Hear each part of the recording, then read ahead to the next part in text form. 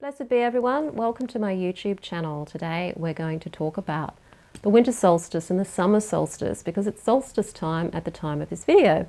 Before we dive into the video though, I'm Sandra from mysterywitchschool.com, author of Crafting Your Wiccan Path. If you want to know more about Wicca and witchcraft, tarot and shadow work, hit the subscribe button and the notification bell so that you don't miss any videos.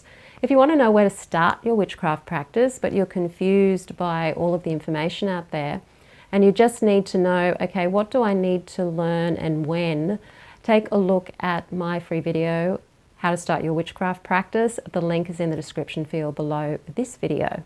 So today, where I am, is about 3 days leading up to the winter solstice. And at the time of this video's release, it will be the winter solstice here in Australia. So it will be the summer solstice up there in the Northern Hemisphere. So I want to wish everybody a happy solstice wherever you are in the world, and please pop in the comments field which solstice you're celebrating as you're watching this video.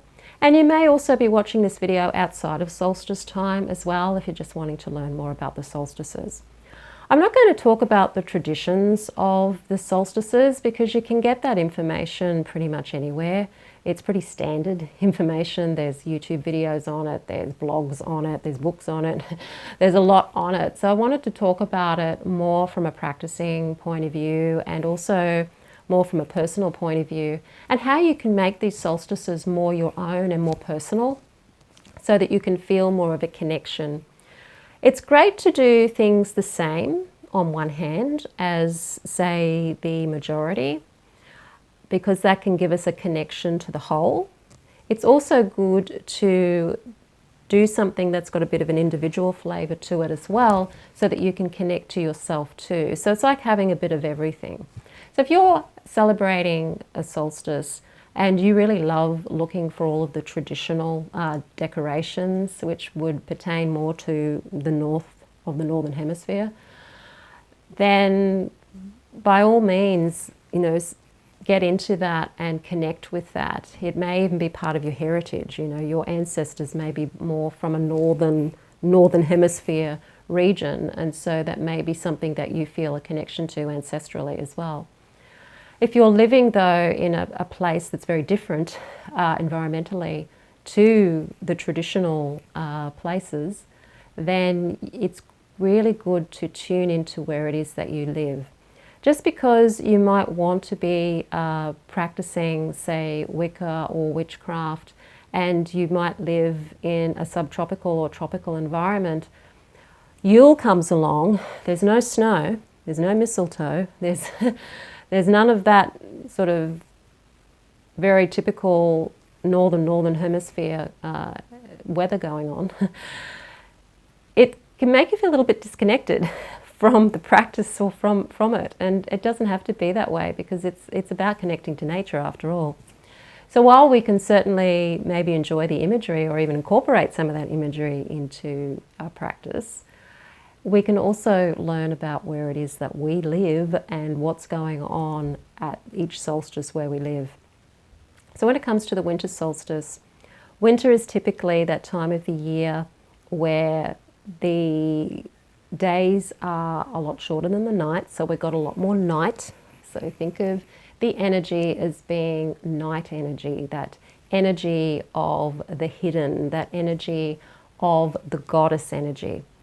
And it is essentially the goddess energy at that time of the year. It is a receptive energy. It's an energy that isn't active.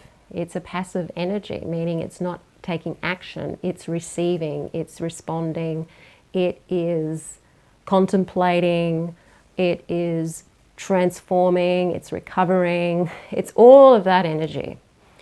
And winter gives you the opportunity to reflect upon where you are in your life and how you feel about where you are in your life without having to take any action towards where do I want to go, what am I going to do next. It's that time to just be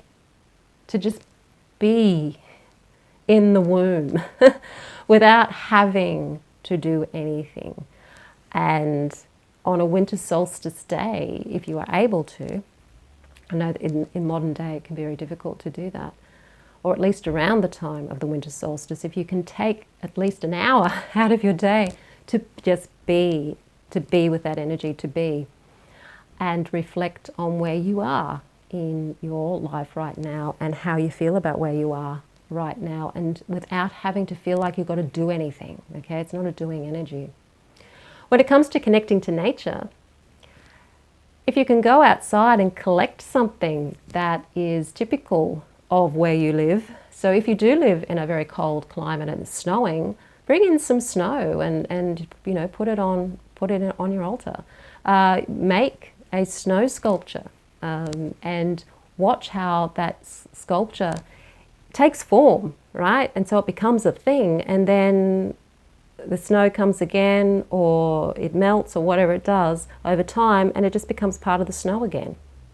So it's like, gives you that reminder that life is temporary and we're in a state of flux all the time.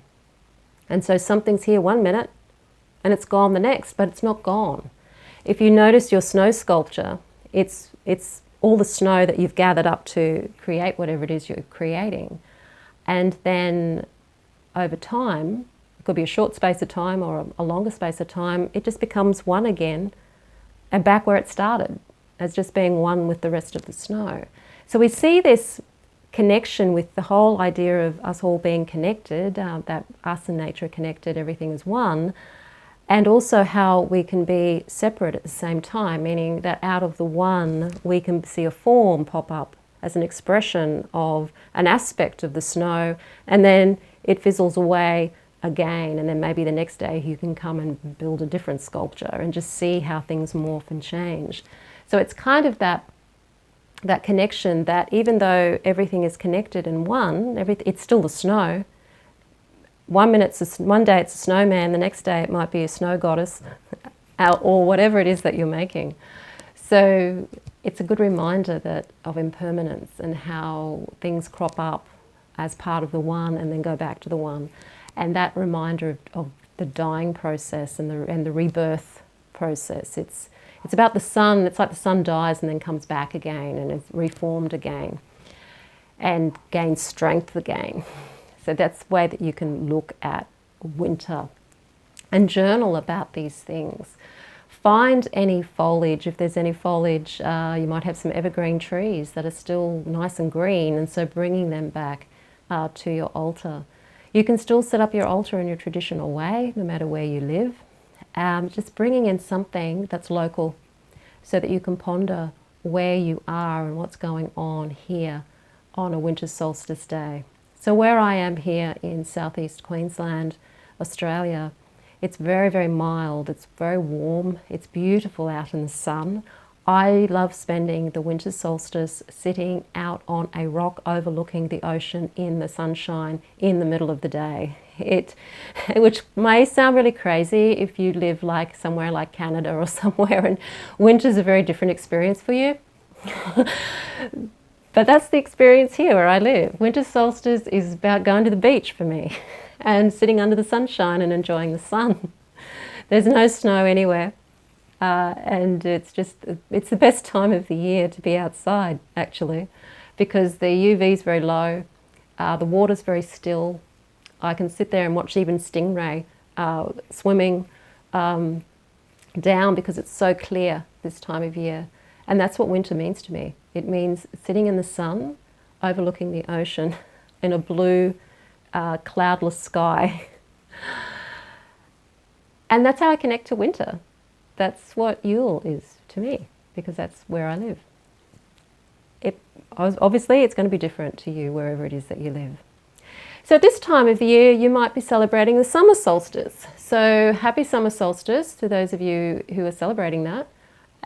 It's going to be a very different experience for you. And depending on where you live, you're going to feel either the intensity of summer, or you're going to feel more of a mildness of the summer. And the summer's energy is more that active energy. So it's a doing energy. It's a out and about, let's do stuff. And even where I live in in southeast Queensland, the subtropics, The intensity of summer is pretty bad.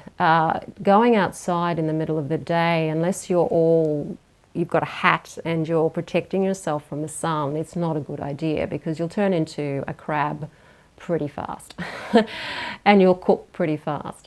So it's not so much about enjoying the sunshine where I live, it's more about sitting in the shade and enjoying the warmth, but being in the shade. And the intensity of the seasons here where I live it can be pretty harsh. So whilst traditionally the winter solstice might have been more about, hey, the weather is really, really intense and we can't wait for summer to come so that we can start to grow things again and have more food and be warm. In where I live, the intensity is actually in summer, and the danger is more in summer. We have really nasty cyclones or hurricanes. We can have really bad storms, hail. Where I live, we can get hail the size of golf balls, and they can do a lot of damage. And so it can be really, really, really harsh. And people lose their roofs off their houses, windows get broken, floods, all sorts of things. So summer for us is that harsh nastiness, and winter for us is nice and cruisy and lovely. Be where you are. To celebrate summer, enjoy the flowers, enjoy whatever foliage is around you and bring that into your altar. Meditate on what you're doing at this time of the year in regards to your action. What actions have you taken to get you right where you're here right now? And have you got any other actions planned to keep going right through to harvest season? What are you doing right now? And how are you connecting to the energy of action and activity at this time of the year? You can ponder that while you are in your circle. You could even bring in some dancing and some drumming into your circle at this time too, just to mimic the activity of that summer season. And see the energy, how the energy is very, very high in the summer months, even energetically. The brightness in the sky, it's brighter in the sky in summer. And winter has got a lower intensity of brightness even. How does it all change? And study yourself as well as study what nature is doing. So when it comes to the solstices in witch school, I like to work with Kernunos for both solstices and also the triple goddess. And we work with them through ritual and also through daily practice. So because I like to introduce people in witch school to various different deities, there's different, for each Sabbat, there's different deities that we work with. And I usually team them up with the seasons as well. So it's usually the same deities for the equinoxes and for the solstices. And working with them in that connection for that whole season, the whole season of Yule, the whole season of summer solstice or Letha. So you get to feel the energy of the season progress beyond that one day. Because Yule isn't just about that day, it's about the season of Yule, which goes right from Yule, the beginning of Yule, right through to Imbolc. And so where I am now, I'm entering into the season of Yule, the season of renewal. And in the summer solstice people there, you are entering into the summer solstice energy right through until Lunasa. So for the next 6 weeks, how are you getting into that energy of Letha? How are you getting into that energy of Yule? How are you going to be able to give yourself more space and more time to just be during Yuletide? How are you going to express yourself during your tide of Letha if you're in the Northern Hemisphere right now? How is that going to look for you? Are you giving yourself time to enjoy the season for the whole 6 weeks of the season?